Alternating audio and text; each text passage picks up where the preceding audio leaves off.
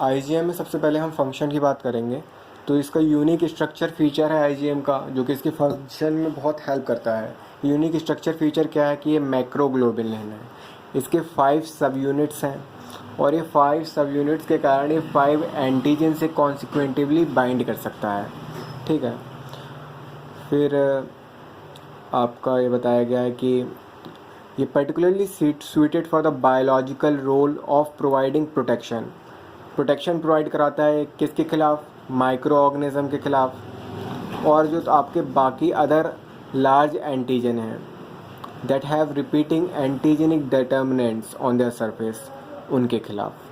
अगला पॉइंट ये है कि एक सिंगल आईजीएम जो है वो आपका इम्यून हीमोलाइसिस करा सकता है, जबकि आपका जो आईजीजी था वो हमको 1000 आईजीजी की ज़रूरत पड़ती थी, तब जा कर के हम सेम इफेक्ट दे पाते थे। तो 1000 आईजीजी जो इफेक्ट दे रहा है वो सिंगल मॉलिक्यूल ऑफ आईजीएम वो इफेक्ट दे रहा है। ठीक है। अगला पॉइंट ये है कि आपका आईजीएम और आईजीई में आपका वो किया गया है, आईजीजी और आईजीएम के बीच में कंपैरिजन किया गया है कि आईजीएम जो है आपका 500 से लेकर के 1000 टाइम्स मोर इफेक्टिव होता है देन आईजीजी इन ऑप्सोनाइजेशन। 100 टाइम्स ज़्यादा इफेक्टिव होता है आईजीजी के कंपैरिजन में इन bactericidal action. 20 times more effective होता है इन bacterial agglutination. In neutralisation of toxins and virus however it is less active then IgG. तो ऑप्सोनाइजेशन के केस में 500 से लेकर के 1000 टाइम आपका ज़्यादा बेटर है आईजीजी की कंपैरिजन में। बैक्टीरिसाइडल एक्शन में आपका 100 टाइम्स मोर एक्टिव है, इफेक्टिव है। बैक्टीरिसाइडल एग्लूटिनेशन में 20 टाइम्स बेटर है। लेकिन न्यूट्रलाइजेशन ऑफ टॉक्सिन्स और वायरस में आपका आईजीजी से आपका ये लेस इफेक्टिव है कंपैरिजन करते हैं तो। और क्योंकि हमने देखा था कि इसका जो डिस्ट्रीब्यूशन है वो लार्जली आईवी होता है, इंट्रावेस्कुलर होता है, इसलिए हम ये कह सकते हैं कि ये प्रोटेक्शन कराता है against blood invasion by microorganism. तो blood invasion by microorganism जो होता है वहाँ पर ये प्रोटेक्शन प्रोवाइड कराता है, ऐसा हम कह सकते हैं, क्योंकि इसका डिस्ट्रीब्यूशन जो है मेजरली इंट्रावेस्कुलर होता है। इसलिए जो आईजीएम की डेफिशिएंसी जब होती है तो वो एसोसिएटेड होती है विद सेप्टिसीमिया। और एक पॉइंट और दिया गया कि मोनोमेरिक आईजीएम जो है वो मेजर एंटीबॉडी रिसेप्टर होता है on the surface of the beta lymphocyte. किसके लिए? For antigen recognition.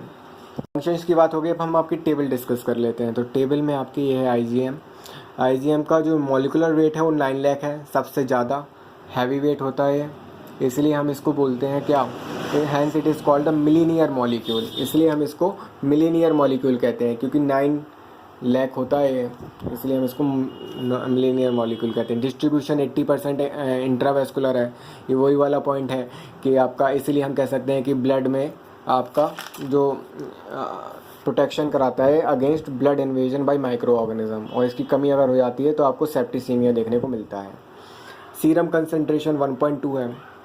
ठीक है। कार्बोहाइड्रेट 12 है, इंपॉर्टेंट नहीं है। हाफ लाइफ 5 डेज है, कम है। प्लेसेंटल ट्रांसपोर्ट नहीं होता है, प्लेसेंटल ट्रांसपोर्ट केवल आईजीजी में देखने को मिलता है। हैवी चेन जो है यहाँ पे M for mu. Mothers milk में एब्सेंट रहेगा, केवल आईजीजी और आईजीए होते हैं जो प्रेजेंट होते हैं मदर्स मिल्क में।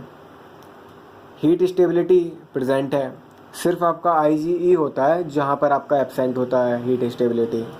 सेडिमेंटेशन कॉफिशिएंट 19s है, सबसे ज़्यादा है क्योंकि इसका मॉलिकुलर वेट सबसे ज़्यादा है। ठीक है। बाकी आपका 8s है आईजीई का, और बाकी तीनों का डी, ए और जी का आपका 7s है। डेली प्रोडक्शन की अगर हम बात करें तो 3.3 है, इम्पॉर्टेंट नहीं है। कॉम्प्लीमेंट फिक्सेशन आपको यहाँ पर देखने को मिलेगा, आपको क्लासिकल कॉम्प्लीमेंट फिक्सेशन जो है वो सबसे ज़्यादा यहाँ पर देखने को मिल रहा है, और आपका जो अल्टरनेटिव क्लासिकल फिक्सेशन है वो यहाँ पर एब्सेंट है। ठीक है। सिक्रीशन बाय सीरस ग्लैंड आपको यहाँ पर एब्सेंट देखने को मिलेगा। सिर्फ आईजीए ऐसा है जिसमें आपका सिलेक्टिव सिक्रीशन बाय सीरोम्यूकस ग्लैंड देखने को मिलता है। अब बाकी पॉइंट जो आईजीएम से रिलेटेड हैं उनकी बात कर लेते हैं कि आपका इसमें जो है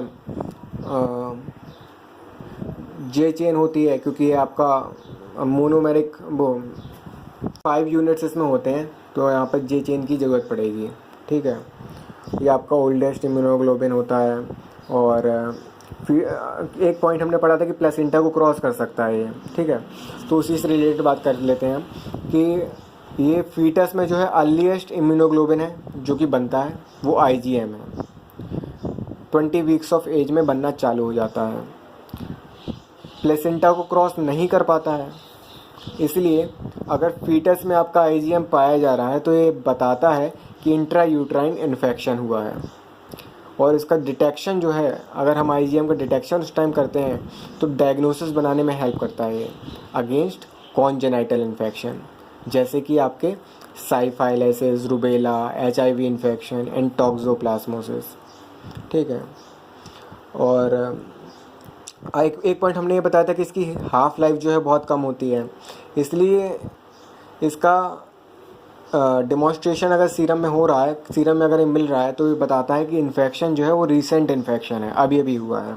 ठीक है, अगर हम इसका treatment of serum with 0.12 m 2 mercapto ethanol के साथ करते हैं तो वो सिलेक्टिवली डिस्ट्रॉय करता है IgM को।